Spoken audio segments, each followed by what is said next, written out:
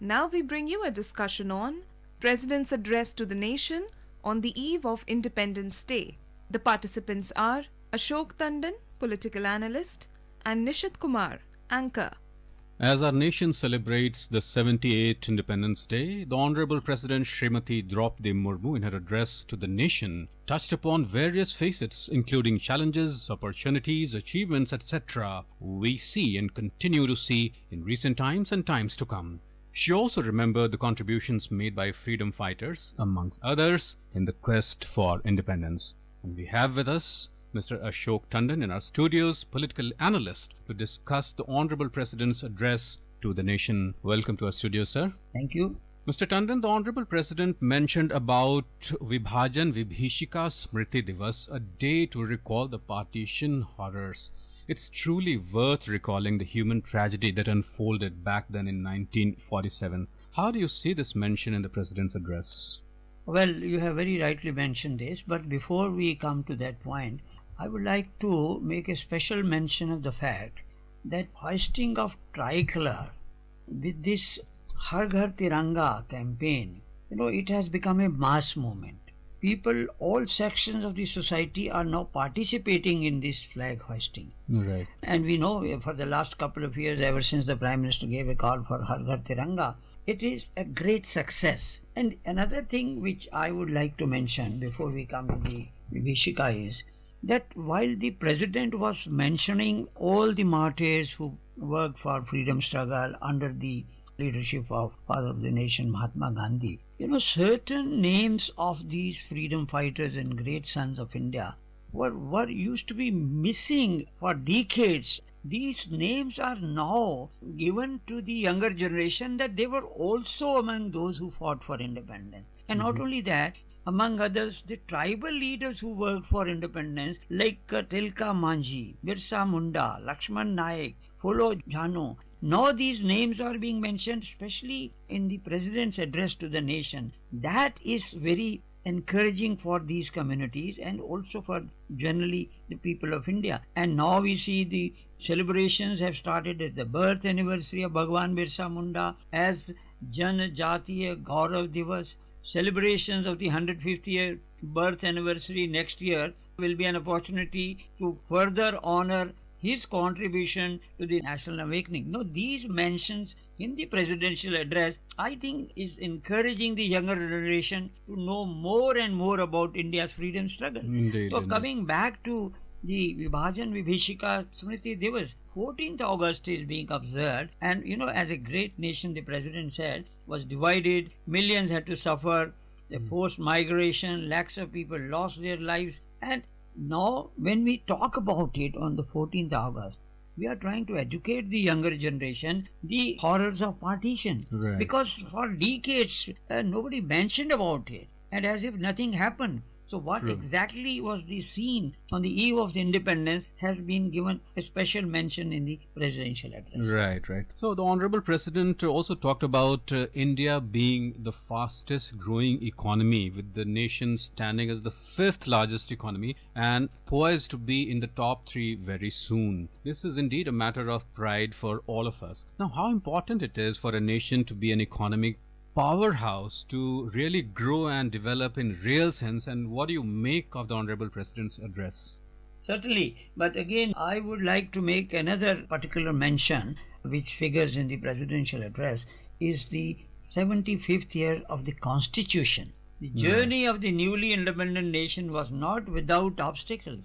The President said that remaining firm on the constitutional ideals of justice, equality, liberty and fraternity, we are all on the mission to enable India to reclaim its rightful position on the global stage. This is very significant when the President talks about our commitment to the Constitution. And then there is a mention of the general elections which have been held very recently. 97 crore people voted. And this was a historic record, Gigantic, making it the largest electoral exercise humankind has ever witnessed. She in fact congratulated the Election Commission for the smooth and flawless conduct of such a gigantic event. India's successful conduct of elections strengthens our democratic forces and helps democratic forces around the world. Now, this was a mention, so I thought before we come to the economic aspect of it, you are very right that it's a matter of pride now, she said, for all of us, that India has already become the fifth largest economy in the world. And we are also poised to become one of the top three economies very soon. He said this has been made possible only by tireless hard work of our farmers and workers, and by the far-sightedness of the planners and wealth creators, and by the visionary leadership. So the Honorable President also mentioned about the rapid strides India has taken in the field of science and technology, with space exploration happening and Gaganyaan mission happening soon. She also talked about semiconductors industry and artificial intelligence taking the center stage in the scheme of things. Now, how important are these strides in making our nation developed?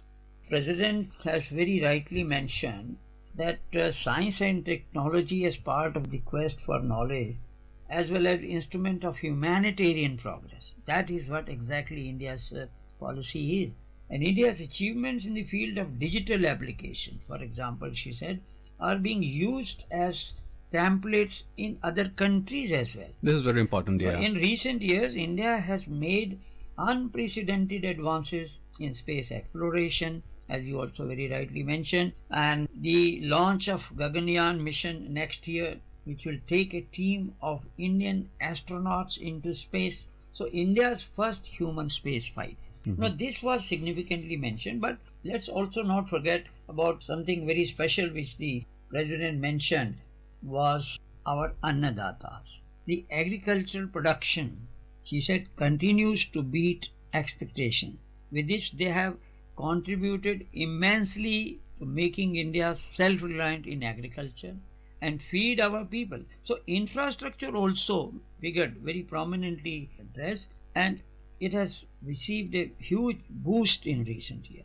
Strategic planning and effective institutions have helped expand the network of roads and highways, railways, as well as ports. Now, considering the great potential of futuristic technology, she said her government has vigorously promoted a range of sectors such as semiconductors, as you also mentioned, artificial intelligence, while also creating an ideal ecosystem for startups which will propel this growth. Now, this has made India an even more attractive investment destination. Now, with greater transparency, the banking and financial sector, they have become much more efficient, and all of these sectors have set the stage for the next generation of economic reforms and economic growth that will catapult India among the developed nations.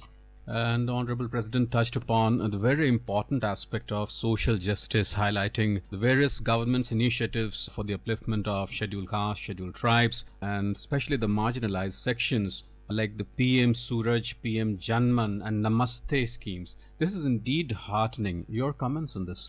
Of course, these were heartening, and the President touched upon the social justice sector, and she remembered the words of Dr. B.R. Ambedkar, the architect of our Constitution.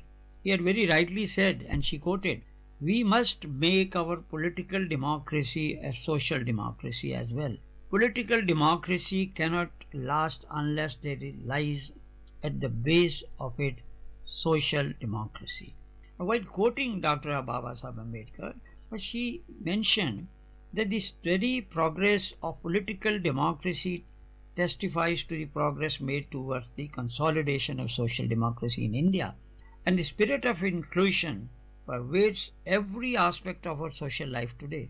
We move together as a cohesive nation with our diversity and plurality, and the affirmative action, she said, must be strengthened as an instrument of inclusion.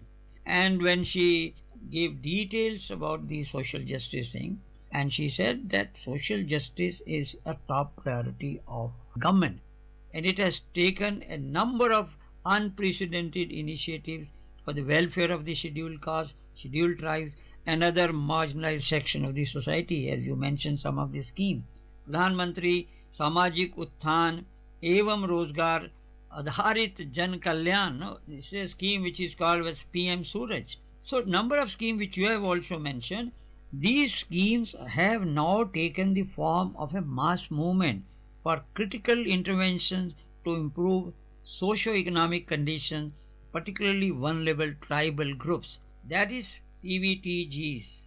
The National Action for Mechanized Sanitation Ecosystem, or the Namaste as you very rightly mentioned in short form, is a scheme which is ensuring that no sanitation workers will have to manually engage in the hazardous task of sewer and septic tank cleaning.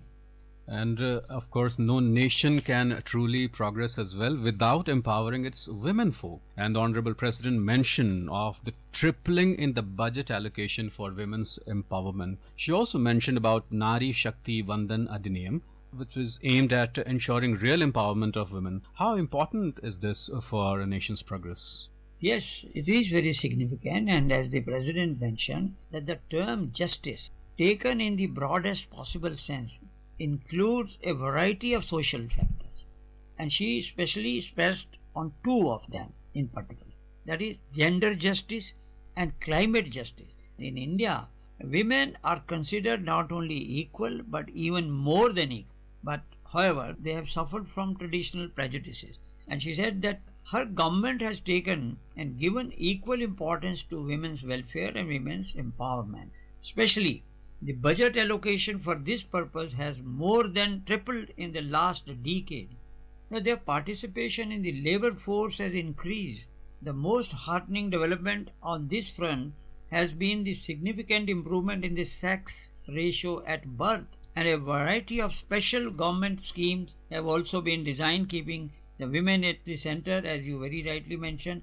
Nari Shakti Vandan Abhiniyam is aimed at ensuring real empowerment of women. Now, climate change, India is proud to be at the forefront of humankind's battle to save the planet from the worst effects of global warming. And she urged all of us, the nations, that we must make small but effective changes in our lifestyle and contribute to the cause of dealing with the challenges of climate change. Now, from women to youth, she mentioned about the national education policy, which has been in force since 2020, the various initiatives for empowering youth, like the Prime Minister's package of 5 schemes for employment and skilling of youth, would indeed pave the way for a Viksit Bharat. The Honorable President touched upon the subject and emphasized on its importance. Your comments on this?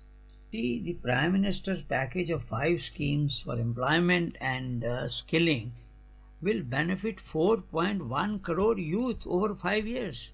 Now, under a new initiative of the government, 1 crore youth will be doing internship in leading companies over 5 years, and all this will be a fundamental contribution towards building Viksit Bharat. So youth have significantly mentioned it, but another very important aspect of the President's address was, while speaking of justice, she mentioned that the government has recently adopted the Bharatiya Nyaya Sanhita, and this has removed more than 1 relics of the colonial era. So this new code is oriented towards ensuring justice for the victims of crime instead of focusing on the punishment alone. So this change is a tribute to the freedom fighters. That was very significant, and I think we do need to mention what she said about the sports. The world of sports is another arena in which India has made great progress. They have put up their best effort in the recently concluded Paris Olympics, and she appreciated the dedication and the hard work of the players. She also talked about India winning the T20 World Cup cricket, and in badminton, tennis and other sports, our youngsters are making a mark on the world stage. Their achievements have inspired the next generation also. Right. Thank you so very much, Mr. Tandon, for having come in our studios and discussed at length the President's address to the nation on the eve of Independence Day. Thank you so much. Thank you.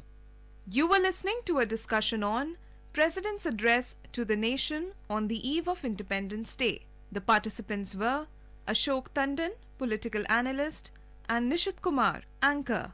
This program was produced and presented by the News Services Division of Akashvani. You can listen to it on our mobile app, News on AIR. This program is also available on our YouTube channel, News on AIR Official.